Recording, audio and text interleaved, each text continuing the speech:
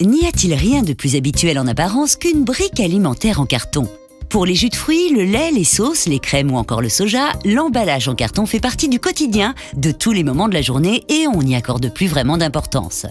Pourtant, il y a plus de 50 ans, le premier emballage aseptique en carton faisait son entrée dans les rayons des supermarchés français. Pour les familles de l'époque, ce fut une bien plus grande révolution que l'on imaginait. Petit retour en arrière.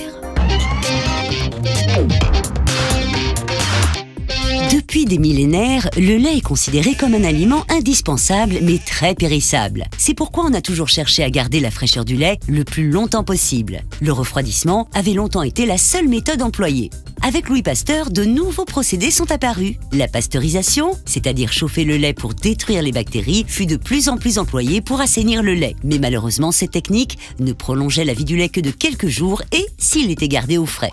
L'alternative, la stérilisation. Porté à haute température très longtemps, le lait devenait stérile, sans bactéries, mais perdait toutes ses vitamines et son goût. Les recherches d'une technique efficace sur tous les plans se sont donc poursuivies et en 1933, les principes de stérilisation UHT, ultra haute température du lait, sont au point. Encore fallait-il trouver un emballage pratique pour le conserver.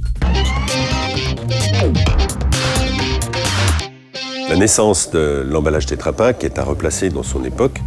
Et à cette époque, le lait était livré directement dans les épiceries ou dans les alimentations générales. Le lait à la maison devait être tout de suite bouilli si on voulait pouvoir le conserver. Donc tout un problème éventuellement de sécurité sanitaire. Après-guerre, l'augmentation de la diversité des produits et des quantités vendues rendait l'utilisation d'emballages en verre compliquée et faisait ressentir le besoin d'autres solutions plus rapides et plus pratiques. Dès lors, une innovation majeure va voir le jour. Un emballage carton de lait rempli en continu. Ce fut l'idée de départ de Ruben Rosing, fondateur de Tetra Pak, à partir d'un tube carton, de faire des emballages remplis sous vide d'air. Les rouleaux de carton sont mis dans la machine, on forme un tube carton, et on vient apporter le produit dans ce tube, et on pince sous le niveau du liquide, dans un sens, puis dans un autre, et on obtient un tétraèdre rempli sous vide d'air, qui va se conserver à température ambiante. Les premiers berlingots sont apparus dans la société suédoise bourgeoise des années 1950. Et puis rapidement, ça s'est étendu en Europe, dans l'Europe de l'Ouest, en particulier en milieu urbain, là où, depuis la fin de la guerre, les jeunes couples se sont installés. La femme consacre de plus en plus de temps au travail. Elle a de moins en moins de temps pour les activités domestiques. Et par conséquent, elle a besoin de faire des achats groupés dans ce qui va devenir et qui va se développer dans les supermarchés.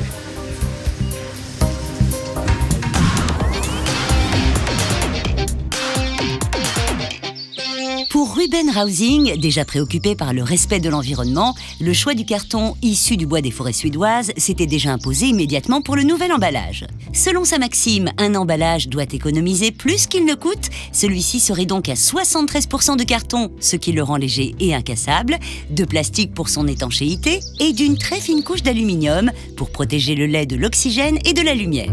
Combiné avec un remplissage aseptique en continu, le lait sera ainsi protégé avec un maximum d'hygiène. Ruben Rosing et ses équipes sont arrivés à l'emballage aseptique dans les années 60. Alors un emballage aseptique, qu'est-ce que c'est ? C'est une stérilisation de la machine de conditionnement qui va permettre de conditionner le produit stérile dans un emballage stérile. Le produit peut se conserver à température ambiante pendant plusieurs semaines en gardant toutes ses propriétés, en gardant les propriétés, on pourrait dire, du frais. Et c'est une révolution pour le consommateur. Bien que cette révolution ait plus de 50 ans aujourd'hui, elle reste plus que jamais d'actualité.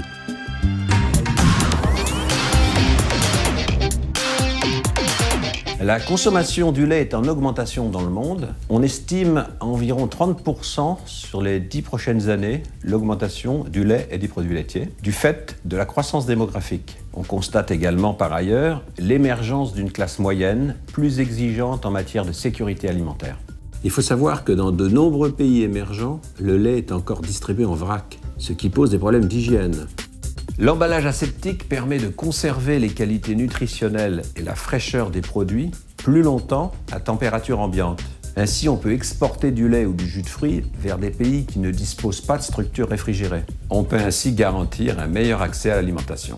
Les autres avancées rendues possibles grâce à l'emballage aseptique, c'est la réduction du gaspillage de nourriture, l'économie d'électricité parce qu'on n'a pas besoin de réfrigérateur, et donc finalement, la technologie aseptique est toujours aussi moderne. Pour qu'un emballage économise réellement plus qu'il ne coûte, l'étude de son impact environnemental est évidemment essentielle. Qu'en est-il réellement ? Le contexte environnemental d'aujourd'hui, c'est une augmentation des déchets dans le monde, c'est aussi une augmentation des émissions de CO2, c'est parallèlement une diminution des ressources naturelles et aussi une envolée des prix de l'énergie. Les axes de travail de Tetra Pak pour améliorer le profil environnemental de ces emballages, c'est d'avoir un emballage 100% fabriqué à partir de ressources naturelles renouvelables, en supprimant l'aluminium, en remplaçant le plastique issu du pétrole par un plastique d'origine végétale.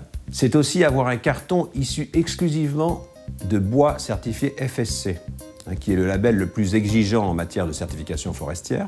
Nous commençons également à mettre des bouchons sur nos emballages qui sont fabriqués à partir de l'éthanol de la canne à sucre et plus issu du pétrole. Il est bon à souligner que nous avons également diminué le poids de nos emballages de 20% en 20 ans. Lorsque l'on fait ses courses, il faut être conscient que l'emballage pèse dans l'impact environnemental de notre consommation et que donc nous avons tous les moyens de faire les bons choix de consommation qui soient plus respectueux de l'environnement.